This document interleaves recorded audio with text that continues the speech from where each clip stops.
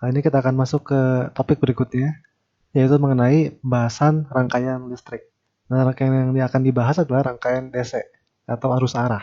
Nanti akan dijelaskan apa maksud dari rangkaian arus arah.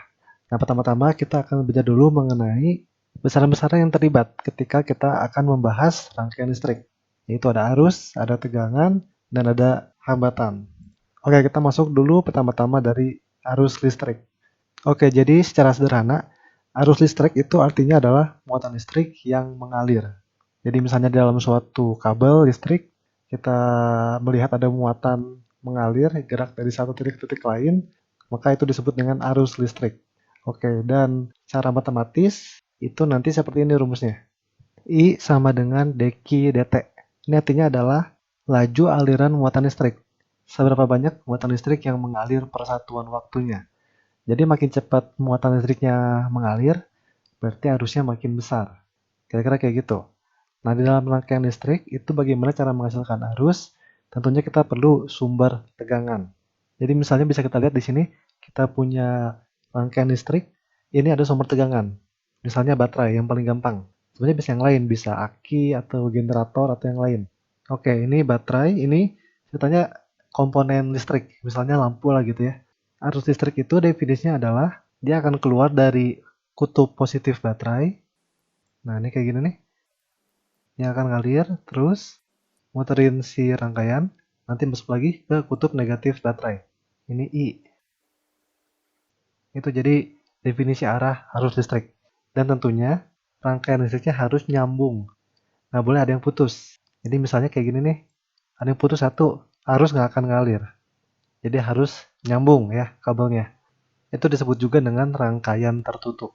Nah, kalau kita lihat di sini ya, jadi sepanjang waktu arus itu akan ngalir satu arah saja, yaitu dalam hal ini searah jarum jam ya, clockwise. Dia akan muter dalam rangkaian seperti ini, sepanjang waktu.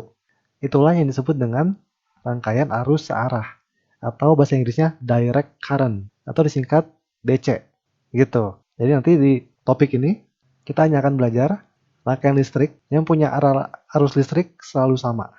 Nanti akan ada saatnya kita akan belajar rangkaian yang harusnya bolak-balik. Nanti searah jarum jam, nanti berlawanan jarum jam. Gitu. Oke, itu jadi tentang arus. Lalu tentang tegangan, seperti biasa tegangan itu beda potensial antara dua titik. Dalam hal ini sumber tegangan baterai ya. Nah, kita coba masuk ke hambatan nih. Apa itu hambatan? Oke, hambatan atau resistor disimbolkan dengan notasi R ya di rumus. Itu simbol dalam rangkaiannya seperti ini. Jadi gerigi-gerigi gini nih. Itu harusnya selalu ada di setiap rangkaian listrik. Karena hambatan itu punya fungsi untuk menghambat nilai arus listrik supaya nggak gede-gede banget gitu. Karena kalau gede-gede banget, benar-benar hambatan kita nol, itu nanti arusnya bisa sampai tak hingga. Nah, itu kan nggak mungkin dalam praktik. Jadi, makanya harus ada hambatan, supaya arusnya jangan sampai gede banget.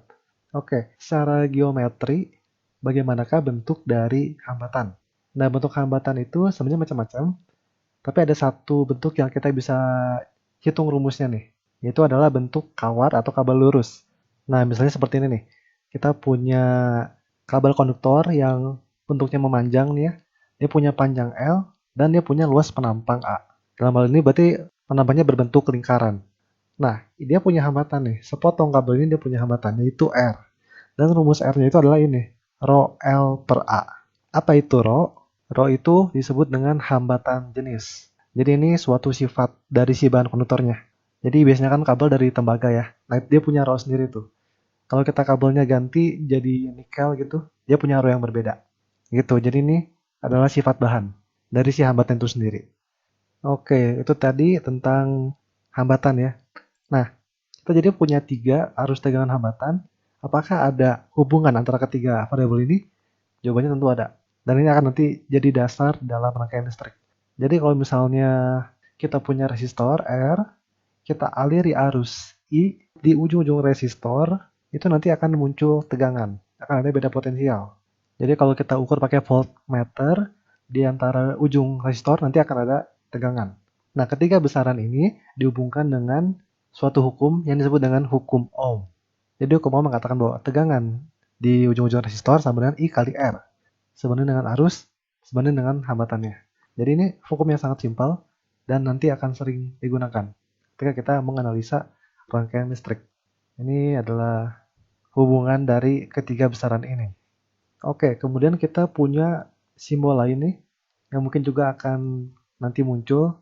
Dan kadang-kadang ini bisa bikin bingung. Nah, ini dia simbolnya. Kita punya baterai 3 volt, tapi ada tulisan 1 ohm. 3 volt, 1 ohm. Maksudnya apa ini? Tiba-tiba ada hambatan, ada resistor gitu. Nah, jadi 1 ohm ini disebut dengan hambatan dalam. Oke, jadi 1 ohm ini disebut dengan hambatan dalam baterai. Ini maksudnya tuh gini, idealnya baterai yang ideal tidak punya hambatan dalam sama sekali. Artinya kalau baterai kita itu ideal ya, berarti dia hanya tulisannya 3 volt, nggak ada 1 ohmnya. Itu kalau kita ukur pakai voltmeter, di ujung-ujung di kutub-kutub baterai itu nanti hasilnya adalah 3 volt juga. Nah, pada praktiknya itu nggak mungkin. Tiap baterai punya hambatan dalam. Akibatnya adalah ketika kita ngukur tegangan baterai, meskipun tulisannya 3 volt di baterainya ya, tapi hasil pengukuran di voltmeter bilangnya tuh kurang dari 3 volt. Misalnya 2,95 volt itu. Pasti ada kurang. Itu akibat ada tegangan yang hilang akibat hambatan dalam ini. Gitu. Nah, jadi biasanya tulisan yang ada di baterai 3 volt itu disebut dengan GGL atau gaya gerak listrik. Itu jadi adalah nilai ideal. Tapi kalau diukur nggak akan segitu. Nah, nanti di perhitungan baterai dengan hambatan dalam ini sebenarnya bisa dipecah ekivalen dengan gambar berikut. Ini dia. Jadi yang 3 volt, 1 ohm itu ekivalen dengan 3 volt, di sebelahnya ada hambatan 1 ohm. Ya, jadi kira-kira gitu. Jadi intinya jangan bingung kalau ada keterangan baterai tapi ada hambatannya. Tinggal tambahin resistor aja di sampingnya. Gitu. Oke, tadi kita bahas satu buah resistor aja ya kebanyakan. Nah, sekarang kita masuk gimana kalau resistornya ada banyak, hambatannya ada banyak. Nah, itu kombinasinya bisa seri, bisa paralel. Sama kayak kapasitor. Oke, kita mulai dulu dari yang kombinasi resistor seri. Seri itu artinya adalah ketiga resistor ini ya, itu dihubungkan dengan kabel yang sama. Jadi nggak ada cabang. Nanti gabungan dari ketiga resistor ini adalah penjumlahannya aja. R seri, RS sama dengan R1 plus R2 plus R3. Simpel ya, dijumlahin aja. Kemudian kalau seri, arus mereka akan sama semua. Jadi misalnya ini ya, ini ada arus listrik nih yang mengalir. Sebutlah yang lewat ini resistor 1 I1, yang lewat 2 I2, yang lewat 3 I3. Nah, ini mereka sama semua kalau seri. Jadi I1 sama dengan I2 sama dengan I3. Sedangkan untuk tegangannya itu belum tentu sama. Tegangan 1, tegangan 2, tegangan 3 bisa jadi beda-beda nih. Tergantung nilainya. Nah, yang pasti adalah begini. Yang pasti adalah kalau ujung kiri kita kasih nama A, lalu ujung kanan kita kasih nama B, maka kalau kita ukur tegangan antara A dan B, itu akan sama dengan penjumlahan dari tegangan masing-masing resistor. AB sama dengan V1 plus V2 plus V3. Gitu. Oke, jadi ini mengenai kalau resistornya seri. Sekarang kalau paralel. Oke, kalau paralel nanti kayak gini kira-kira konfigurasinya. Jadi nanti akan ada cabang. R1, R2, R3. Nah, kalau paralel nanti kalau digabungkan rumus R-nya begini. Rumusnya pakai 1 per R. P R paralel sama dengan 1 per R1 plus 1 per R2 plus dan seterusnya. Gitu. Nah, kalau paralel yang sama adalah tegangannya, bukan arusnya. Jadi tegangan di resistor 1 sama dengan yang di 2, sama dengan yang di 3. Begitu. Lalu untuk arusnya, itu belum tentu sama. Bisa jadi beda-beda, arus di 1, 2, dan 3. Nah, tapi yang pasti adalah begini. Kalau misalnya sebelum bercabang ini arusnya I. Setelah bercabang ini I1, yang ini I2, yang ini I3. Maka berlaku rumus berikut. I sama dengan I1 plus I2 plus I3. Jadi seolah-olah I yang ini nih yang sebelum cabang pecah jadi 3. I1, I2, I3. Itu penjumlahannya. Gitu kira-kira. Jadi kalau bisa dilihat ini kebalikan banget sama yang kapasitor. Rumus ininya nih. Kalau di kapasitor kan ini seri. Ini paralel. Tapi sifat-sifatnya yang tegangan sama. Oke. Nah, terakhir kita selain ngitung tegangan arus hambatan juga bisa ngitung daya atau energi berkaitan dengan rangkaian listrik ini. Nah, jadi ada yang disebut dengan daya disipasi pada resistor. Maksudnya adalah gini, ketika kita mengalirkan arus ke suatu resistor, maka nanti akan ada energi yang hilang. Jadi ada energi yang hilang ini, dan itu akan jadi energi panas ya. Nah, energi yang hilang ini akibat dialiri arus resistornya itu disebut disipasi.